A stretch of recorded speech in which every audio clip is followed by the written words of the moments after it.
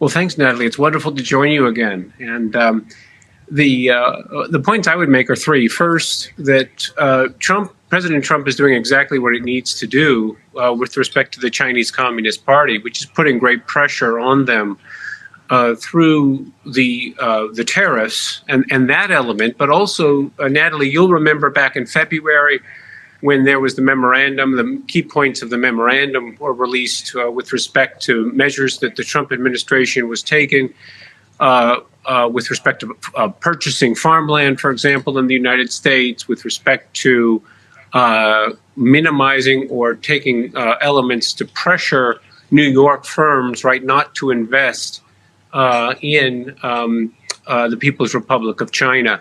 So President Trump is doing exactly what he needs to do on the economic front. He's successfully waging economic war against the Chinese Communist Party.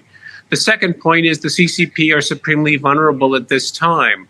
This is one of their a key point of history, like 1989 and a few other points in their history where pressure brought by the United States and other states against them can have a very significant impact on the Chinese Communist Party.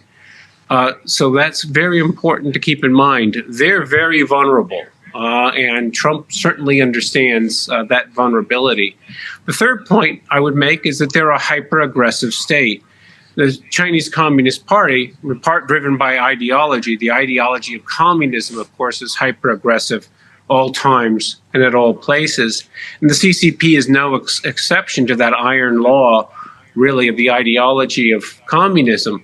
So the support for Pakistan, which is for many, many years, of course, for decades, China has backed Pakistan against India.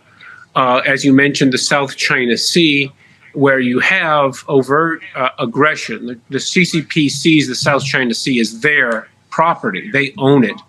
And they are aggressing against the U.S. ally, the Republic of the Philippines, and other states as well. To that, I'd add Taiwan, right? The consistent pressure against Taiwan that we've seen through their military exercises, through statements that Xi Jinping has made and Chinese Foreign Ministry has made about the inevitability, really, of the conquest of Taiwan is quite alarming